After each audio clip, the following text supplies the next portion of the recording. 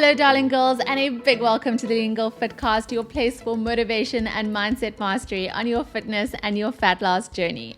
Today, we are talking all things patience. How long do results really take?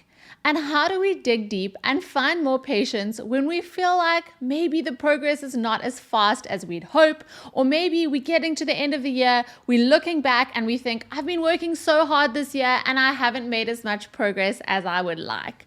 How do we keep going and how do we stay inspired? How do we stay motivated? And so I have Gilan here in the house with me today. He is going to be bringing his mindset and motivation tools that he uses to work with high performers all around the world who are also looking to have deep happiness, along with keeping that high level of performance, which is obviously something that people think are two opposite extremes, that you can be a high performer, but that means being really stressed, or on the opposite extreme, you're like a Zen yogi who has no ambition and no drive either. So that is what Gilan specializes in. And so he's going to be bringing all of these fantastic techniques, and we are going to make this a really practical episode for you to see how we can apply this to the world of fat loss. Welcome, babe. Yeah, it's great to be here. And I'm really excited about this topic because a lot of the time we think we have to be impatient, or we think that our impatience is what drives us quicker to success. So a lot of people think that it is like this asset to be this fast-moving, impatient person who like just gets everything done now. But like you just mentioned, you can be even more successful and with a sense of patience. And I'm excited to share some ideas around that. Yes, I'm looking forward to that. And I must say, I just love discussing these topics with you. And we have so much fun preparing for these podcasts and preparing these episodes, because these are conversations that Gilan and I have on our prom walks all the time. You know, I'm always saying these are things that my girls are struggling with. And this is where all of these topic ideas come from. They come from you. They come from the community. And if I tell you that having patience is one of the things that I hear every single week from the girls, I would be a very wealthy woman if I got a penny for every time someone was like, oh, I'm just feeling so impatient, I'm not seeing the results that I'd like. Yeah, I was going to ask you, in terms of results, what makes patience important and why are they getting so frustrated with being impatient?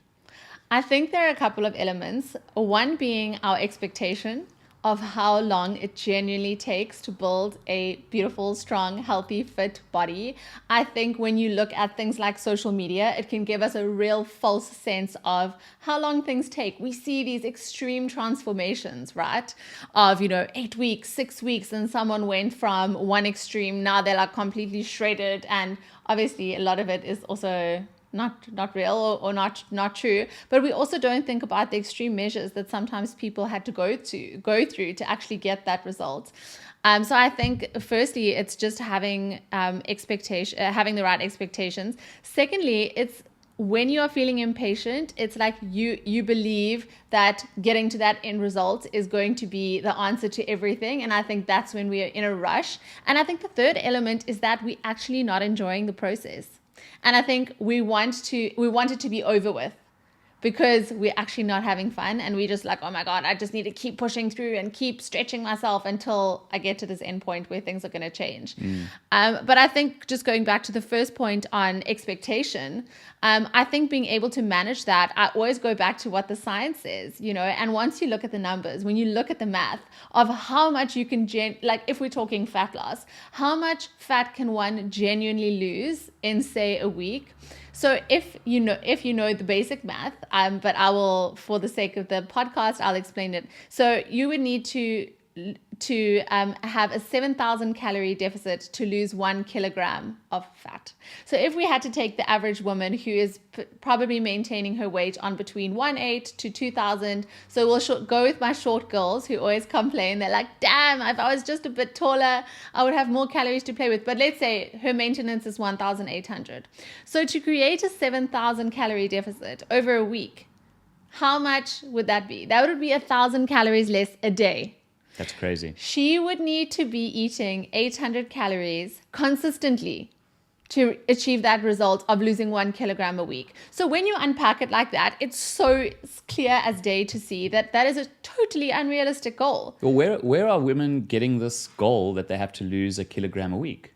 I think that has been like a standard. Like it has just been preached for so long that no one has questioned it. And when you start understanding the science, which is what I'm so passionate about teaching, then you can suddenly say, okay, well, that is totally unrealistic. And once you align your expectation for what is realistic for you. So when girls ask me, Ange, when I join your program, how much weight can I expect to lose a week? I'm like, if you are losing 0.25 to 0.5 kilograms a week, I am so freaking proud of you. Amen. Hallelujah. You are doing brilliantly. Because even that, dropping 500 calories a day, you're on 1.3, which is still pretty freaking low. So if you're achieving that, you are still doing really, really well. So where this number of 1 kilogram a week, I think when you're very overweight, I would say, a good 20 or 30 kilograms overweight, you're carrying more body weight. So you would be able to eat more and still be on a decent amount of deficit. But if you have a couple kilos to lose, 5 to 10, it's very unrealistic to do that. Right. So I think, first of all, just putting that out there. Yeah, because it affects consistency as well, because who can be consistent at 800 calories a day? No one. No one. So then that impatience, together with the mismanaged expectations of what it takes, actually, what do they say? The longest route is the shortcut, right? 100%. And funnily enough, most of the time when people tell me I'm eating 1,200 calories and I'm not losing fat, I'm like, you know what? We're going to put those calories up. And now she's eating 1.5, but because she's consistent, she actually gets a better fat loss result. So often it's not about just cut. It's about doing something that you can do every single day, 7 days a week. And often that is going up. So let's go back to patience and the mindset around firstly having that realistic expectation. But when we feel those emotions coming up of, I wish I was further along, I want to get to that end result faster. Maybe I should do something extreme. I mean, we're heading into summer season now. Everyone wants to look good in a bikini. And we could have those thoughts and feelings coming up to say, oh, I wish I could just quickly lose something. I just want to do something extreme and head back into those old ways that we know are not going to serve us. Well, I think we need to just look at patience and think to ourselves, why are we impatient? What is causing that impatience to come in that makes us want to quickly rush to a result? So I want to give us a little paradigm shift firstly in terms of patience and impatience. We've been using both those words so far today. We actually have a lot of patience. Patience is actually inherently part of our nature, because if we're feeling totally happy, satisfied, content, do you think that there's any impatience there? No, I think that the impatience comes from wanting to get somewhere as fast as possible. Right, wanting something to be different. So there's something that I want that I don't yet have, and I feel that when I do get it, I'm going to be happy. We went through this in episode 1, and we repeated it all along the way, that we are inherently we already have a natural sense of contentment, of fulfillment, of completeness. But it's when we get caught up in the craving, in wanting, in seeking something that we don't yet have, like a certain result, a certain number on the scale. It's the very seeking of it that brings in unhappiness. Right. And impatience. Right. Because not only do I want something to be different, but I want it to be different as soon as possible, because I'm under the illusion that when I do achieve that, then I will be happy. Right. Which is such a false...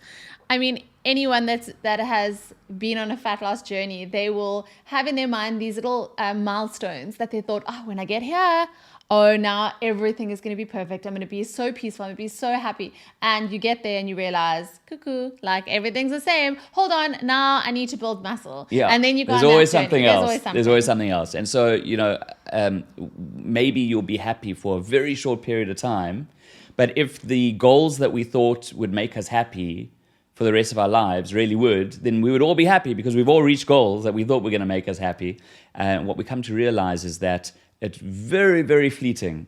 And then all of a sudden, there's something else that we want. And so that pattern shows us that it is the wanting of something that we don't yet have that actually obscures our ability to really be in touch with our innate contentment and inner peace and that deep happiness that's already inside of us.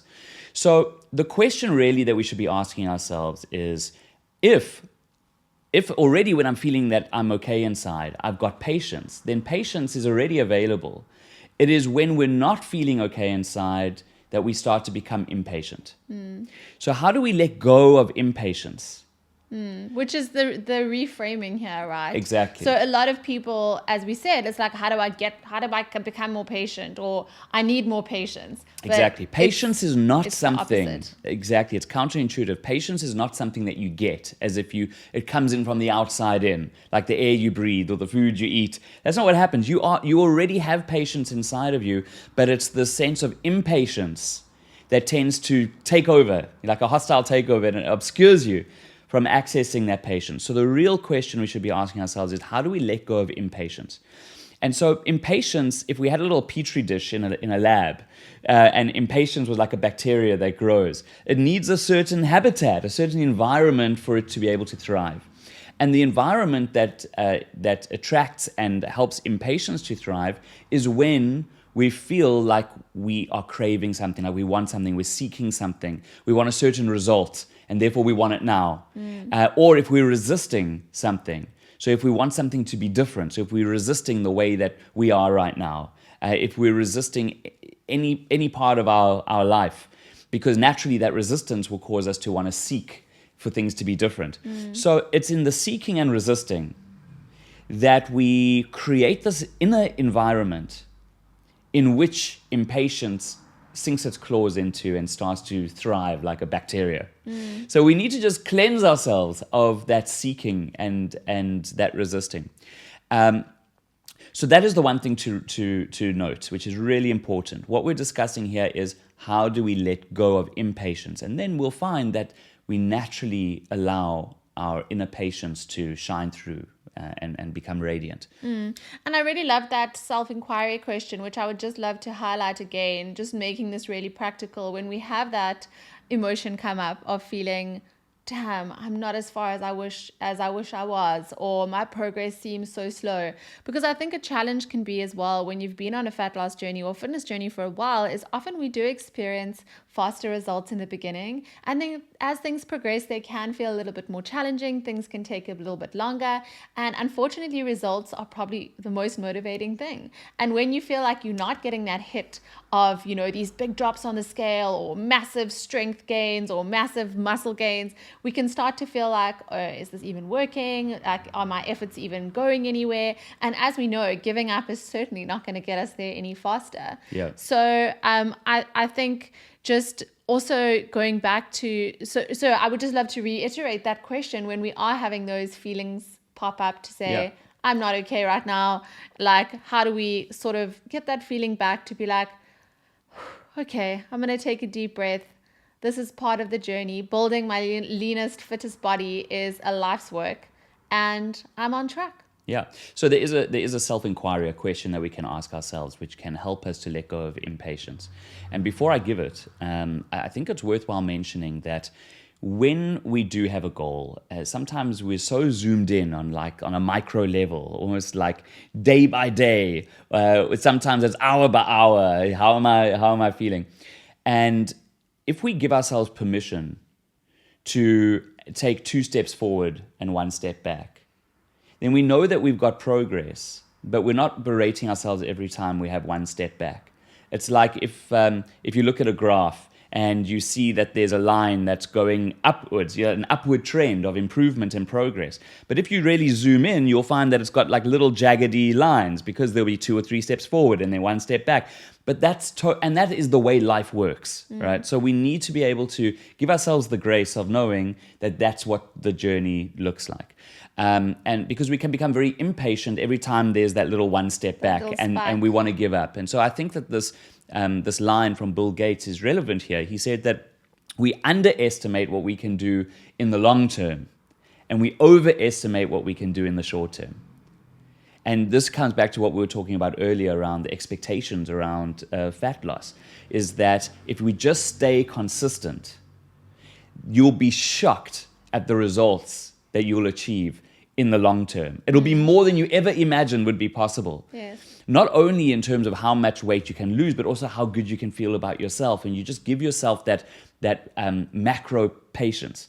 But often we do the opposite, and we overestimate what we can do in the short term, and then we get impatient about it, and then we start questioning things and then we throw in the towel. We throw in the quit. towel. So the next time you're feeling impatient and you feel like you're caught in that cycle, here's a question to ask yourself. The question is this: if I knew that I've got what it takes to make this work, and it's just a matter of time until I see the results, how would I feel? And this is not a question to try and intellectually answer, but just to emotionally feel the answer. I'll give the question again, and as I say it again, just try and feel your way into that answer. So just imagine that you're in a situation where perhaps you find that maybe the results aren't quite as fast as you would like. The question is, if I knew that I've got what it takes to make this work, and it's just a matter of time before I see results, how would I feel? I love that. And I've asked myself that question as you said it, and I can definitely feel a sense of peace and calm and being okay with reality as it is, right? There's an acceptance in that. So I really love that. And I think that is definitely one to bank on our phones for when we feel that level of impatience. And I think with these podcast episodes as well, inviting all of you girls to come back to them and keep on listening to them when you feel that moment of impatience. If you need that little reminder, if you need a little pep talk from us, come back and listen to them again and again. And often these are very carefully constructed self-inquiries. So it really is worthwhile to write it down on your phone. So for example, this particular one that I gave is, if I knew that. So that's in past tense. If I knew that assumes that it is already the case. So there's a difference between saying, if I know that I've got what it takes, and then in the back of your mind go like, but do I know? So if I knew is very specific. If I knew that I've got what it takes to make this work, and it's just a matter of time until I see results, how would I feel? So what we're essentially doing there is replacing one assumption. The negative assumption that causes that impatience is, I don't think I've got what it takes, and am I going to be able to make it work? Am I never going to get there? You can see where the impatience comes in with that, right? And so we're saying, if I knew that I've got what it takes, because you do have what it takes. You can figure things out. Nothing is unfigure-outable. But because of our impatience, we don't give ourselves the time to be able to figure things out. And there is a science to fat loss. And you just need to follow the science that you teach. You will get results. Yes. And I think just to end this note off, another good question to ask yourself is, are you making the journey enjoyable? Are you adding in the meals that you love? Are you doing the kind of workouts that make you excited to show up at the gym and see progress? And if you're not having any fun on the journey, then that also contributes to you feeling like, I just wish that this was over so that I could actually go back to living a life that I enjoy. So another good inquiry to say, is there a strategy maybe to be reconsidered? Do I even need to go a little bit slower for me to actually enjoy this? And so, I love that self-inquiry, and I think that that's going to be so helpful moving into the last bit of the year. I think just to close off, to say that if you're feeling impatience, it's great to have the self-inquiry and to do the practice of letting go of impatience. But it's a really helpful indicator. Any negative emotions, whether it be impatience, whether it be fear or anger or any of these negative emotions, they're really helpful signposts to say, hey, what is happening in my inner environment? And so when you're feeling impatience, just take that as the cue to look inside and say, what am I seeking? Or what am I resisting? What is making me unhappy inside? Because if we're able to just let that go, to feel okay inside, we'll naturally find that we'll have more patience. And I can guarantee that it comes down to having the idea that I will be happy when, and putting a dependency in something external to us to make us happy. So I think that the impatience is just a really nice signpost to say, hey, you know what? actually you can be happy right now.